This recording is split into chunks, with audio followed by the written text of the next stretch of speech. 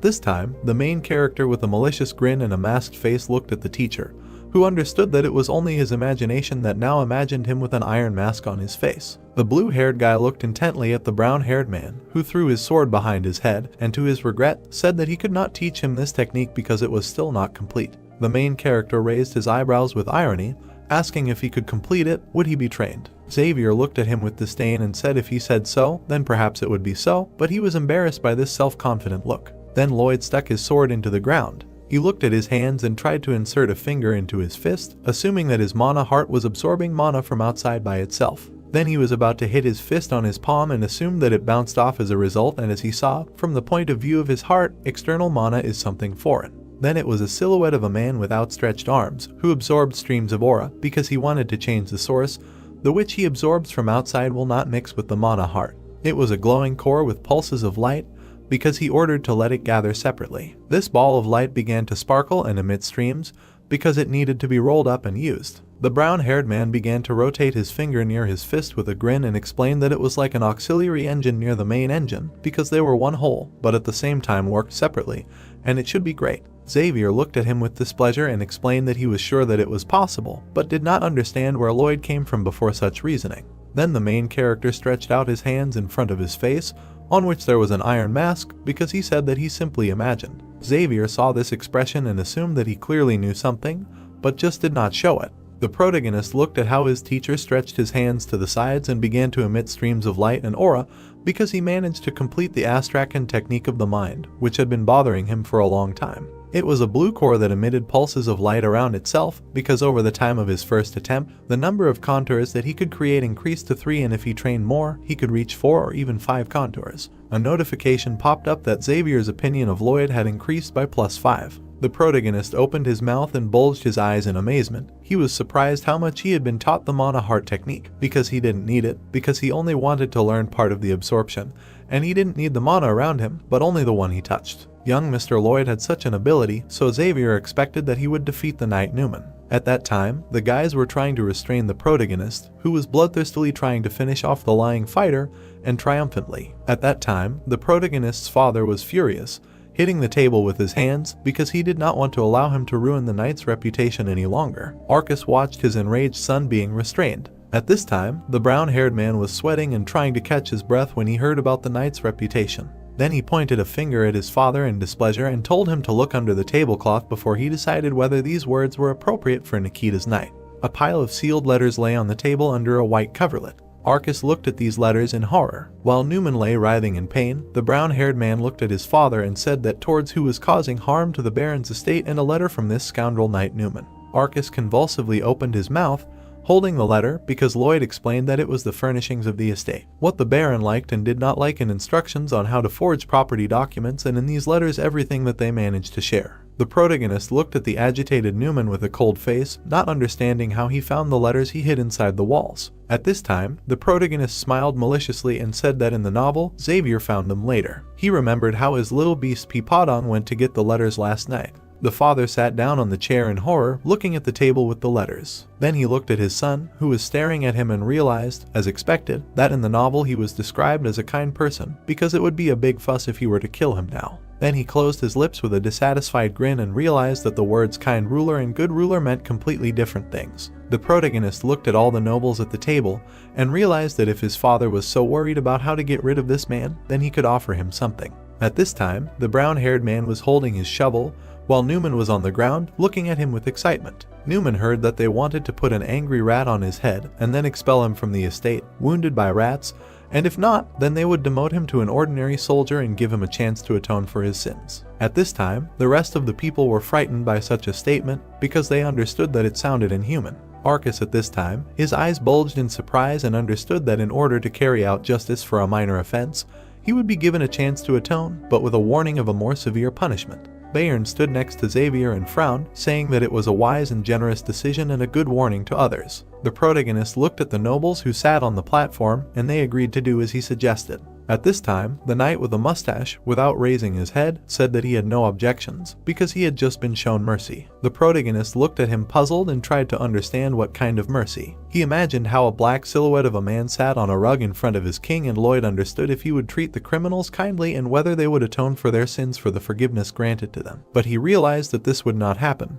Then his black silhouette laughed maliciously, because he realized that in this case they would become more decisive and strong-willed and would try to take advantage of their kindness. At this time, Newman grinned angrily and realized that they would regret this decision, because he would definitely take revenge on this upstart. Newman looked discontentedly from under his brows at the protagonist, who was glad of his smile, and it was a pity that it would be his last. The beaten knight looked at his opponent in bewilderment and asked him to repeat. Then the main character gave a seed to his hamster. Then he threw this beast high into the sun. Lloyd looked at Newman with bloodthirsty arrogance and declared what the best way to ask for forgiveness was, hinting that there was none. At this time, the hamster was deliciously devouring the seed. Then he began to increase in size. The blonde, along with Arcus, looked at what was happening in amazement. Bayern, along with Andri, were also scared and opened their mouths in horror. The rest of the crowd of people bulged their eyes in shock from the black shadow. It was the same hamster that had grown in size. Newman's eyes widened in horror, his mouth opened because the hamster was about to fall on him. This huge pet was flying from the sky with its entire body towards Newman.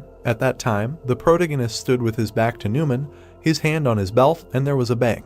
The huge hamster was lying on the ground, having crushed the knight. The brown-haired man raised his finger up with a malicious smile and understood that such people should be driven out, because this would solve the problem with the rotten man inside the estate forever. It was a huge mountain plain with fields. At that time, Peepodong was throwing the earth. This hamster was throwing it in all directions. Peepodong was digging a ditch along the entire street of the city. The brown-haired man looked at him with a grin, while Xavier tried to understand what his beast was doing. Lloyd replied that he was getting ready to widen the road. They were tired and excited workers who were carrying materials and bags. Then moments later they immediately became pumped up and angry with sweat because they suddenly turned into brave craftsmen. It was a beautiful white tile laid in a path. Lloyd explained that in ancient times there was such a city as Rome, and its inhabitants loved roads very much, because they built a special road system called the Yuppies Way. The main character looked at the teacher with a grin from under his bangs and said that they would now start from the Baron's house and extend the road to the eastern slope. The protagonist was about to leave, putting his hand in his pockets, while Xavier looked cold-blooded and tried to understand why exactly the road, to which Lloyd replied that he himself would soon see everything. Xavier stared at the grin of his comrade, who said because the popularity of their village would skyrocket. Then the main character looked back with an exclamation when he was asked about where he learned all this. The main character looked at him intently, because Xavier asked about how he came up with the idea of a heating system that they had never heard of before. And he also suddenly learned to summon something from the Vey, and all this looks like high-level magic. The blue-haired knight looked at him with disdain and asked if he was really their master. A red message popped up about the danger that Xavier doubted him. The smooth character looked at him, bulging his eyes. Xavier looked cold-blooded and calm. The brown-haired man threw the shovel over his shoulder and thought with a sullen grin about when he read about this man in the novel. He already knew that he was a capable person and would be able to easily guess if a stranger entered the body of the Baron's son. The embittered knight was immediately going to pull out his blade, because this guy is not to be trifled with, but there is no reason to worry because he has a special skill for such cases. Lloyd twisted his face in horror, his eyes wide, because he studied in secret from everyone and assumed that he could do it. A notification with a special skill of persistence popped up. Lloyd anxiously squeezed his body, approached the teacher, who told him that the young gentleman drank all day long. Lloyd realized that he was being watched every hour of the day, and maybe he used to be a real scoundrel, but he did not know anything about what he was doing all this time. Xavier indifferently looked away and asked how he could explain the skills of a spellcaster, because even a mage with a lot of experience sometimes cannot do this. Xavier stared at the brown-haired man next to him, who was excited, trying to justify himself, and asked him the answer to the question, how did he cope with mana himself, although he was barely over 20, because no one taught him either and he should be a genius, but Xavier did not consider himself one. Lloyd opened his mouth in horror even more, because he asked there, could he be a genius, why the teacher did not consider himself as such, because he assumed that he suddenly became a genius spellcaster. Xavier looked at him intently with sweat on his brow and did not trust. The knight watched as Lloyd immediately turned around with displeasure and began to leave, adding in pursuit that if he had nothing more to say, then he would go, because he still had things to do. Notification that there were with a special skill of fast conversation and persistence. The brown-haired man continued to walk forward and tried to calm down, because he realized that Xavier began to suspect him. Then on the way he met Bayern, while the workers were sorting out the bags, and asked him to monitor the progress of the work while he was gone. The knight in the coat replied that everything would be done and there was nothing to worry about. Then the brown-haired man looked back in surprise at the blue-haired knight, who wanted to go with him because it was his duty to protect the young gentleman. Lloyd said with irony that such obvious things should not be said at all, because he would definitely go with him, and the knight asked about the way. Xavier began to follow the gentleman, who threw the shovel over his shoulder and looked happy because he answered that they were going to one place in the footsteps of an unpaid debt. The setting sunset behind the mountain enveloped a small remote town in the Rodinia estate. There was a sign with the inn's name. At this time, the man angrily hit the table with his fist and was indignant. They were transported to the house of the swindler Thords, who looked agitated and embittered because he had lost all his money and wanted to make all the scoundrels pay. At this time, a large guy in a black coat towered over him and asked if this was not the essence of gambling, since he himself earned money in this way. The brunette with a scar looked at the swindler with displeasure and said that since he had such a body, then if he was not able to pay for his services, then he would leave him immediately. Thords looked at the assistant with horror and said that he could pay and would even give him more, so he ordered him to stay near him. His comrade in a black suit said that he would go immediately if he did not receive payment on time. The swindler indignantly grabbed his head and said that he could only earn money by deceiving others, but now too many people would want to settle scores with him, so it was worth lying low for a while. Suddenly, the main character burst into their house with a kick and realized that they were talking about him. Lloyd entered this room, as the swindler immediately jumped up from such impudence. Lloyd looked at him with an echidna mulka and realized that he had not seen him. The main character looked at him maliciously through his bangs and introduced himself by his name.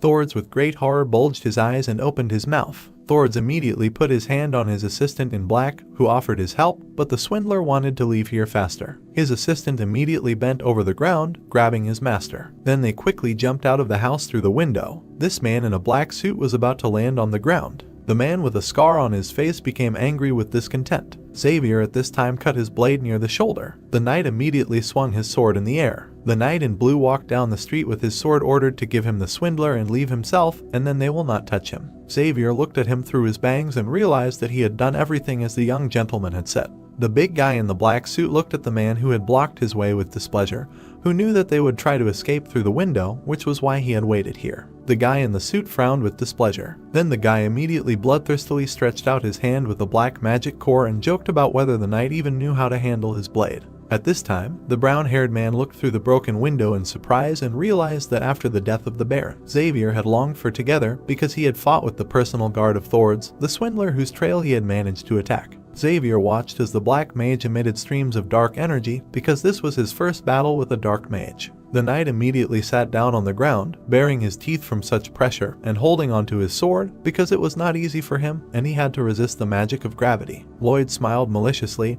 because everything was just like in the novel. The dark mage sent a stream of black core towards the knight. Xavier managed to put out his blade to reflect the attack. This black aura tried to surround him from all sides. He immediately found himself in a purple core with dark matter. The dark mage with a grin frowned, stretching out his palm, because he understood that it was predetermined and Xavier must die. A huge fist immediately flew at him. The knight pressed himself to the ground with his feet and tried to convulsively hold the blade. The dark magician looked at what was happening with bewilderment and a sullen grin, because in the novel Xavier fought the scoundrel, being only a simple weapons specialist. The blue-haired knight looked furiously at his opponent with a core in his chest. It was a blue ball that studied matter along the axis, because the real Xavier has a heart of mana triple ring. He immediately swung his sword and cut the barrier. The knight looked away in confusion and tried to understand what it was, whether it was magic that controls gravity. At this time, Dark Max with a drooping look stretched out his fist in the sweat of his brow. The dark magician immediately soared into the sky to escape, but Thords was indignant at such a fate. Xavier immediately went to the swindler, who stretched out his hands in fear because they wanted him for his deception of honest people. The swindler immediately flew into the wooden barrels. The knight arrogantly raised his blade over the scoundrel and said that he would cut off his legs so that he could only crawl into court. He immediately tried to cut the air with his blade. The main character immediately stood in his way with an agitated look. Lloyd immediately began to furiously shout that Xavier had gone crazy, because if he got to court in such a state, then punishment awaited him. The blue-haired knight immediately wilted and was surprised. The main character looked angrily from under his brows at his knight, who did not understand why his master showed sympathy for others. Deep Night stood over the city on the mountain plain. At this time, the swindler was tied to chairs and looked ahead with an agitated look. Lloyd sat with folded hands opposite the swindler with a lost look. Then the brown-haired man waved his hand with a smile and asked Thords not to be afraid. The con man looked excitedly at the protagonist, who stated that when life is at stake, people tend to be greedy, and they will do anything when they get the chance. The protagonist sat opposite him, smiling, leaning on his hands, and stated that cutting off his head would be too cruel. The con man suggested that they were ready to forgive him, but he received a mocking answer that his secret would be taken to the grave. Lloyd smiled animatedly, closing his eyes and leaning his head on his fingers, asking Thords if he was grateful to him, because if so, why not give him all the money back? The con man began to smile with an ironic grin, and said that first he needed to be forgiven. The protagonist continued to look at him with a smile, closed his eyes, and said that he would receive forgiveness, because that was the meaning of their existence. The con man raised his eyebrows and looked at the protagonist in surprise. Then Tully excitedly exclaimed when the protagonist began to take out a piece of paper and said that he would have one more condition. Brown-haired smilingly handed over a piece of paper and a pen so that Thords would simply sign the contract and the matter would be decided.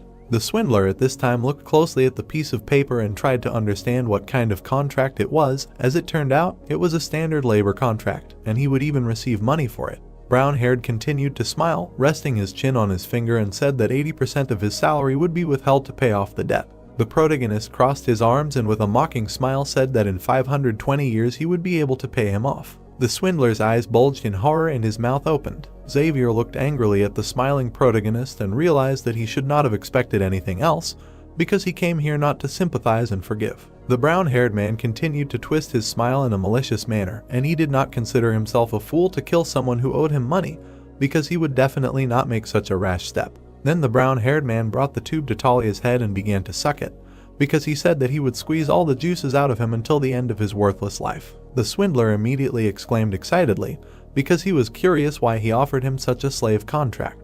The main character looked at him in surprise and realized that Thords had now begun to speak differently. The main character looked at him intently with angry looks, said that they had no choice but to force him to sign this contract by force and resolve this issue in court. The swindler immediately began to sign this contract with tears in his eyes. White clouds floated in the sky. At this time, the cart was carrying the guys along a forest path. The main character was riding in the cart with the knight and the swindler. Xavier held the blade on his shoulder and said that he managed to get some money from it, because it was enough to pay the interest for a couple of months. Lloyd did not understand what was being discussed, because he was going to use all this money for construction, because they had already been through this and 30 workers were not enough. The main character with a dissatisfied grin and leaned his hands on the cart when Xavier explained that someone from the villagers had to respond to their job ad or his reputation would precede him.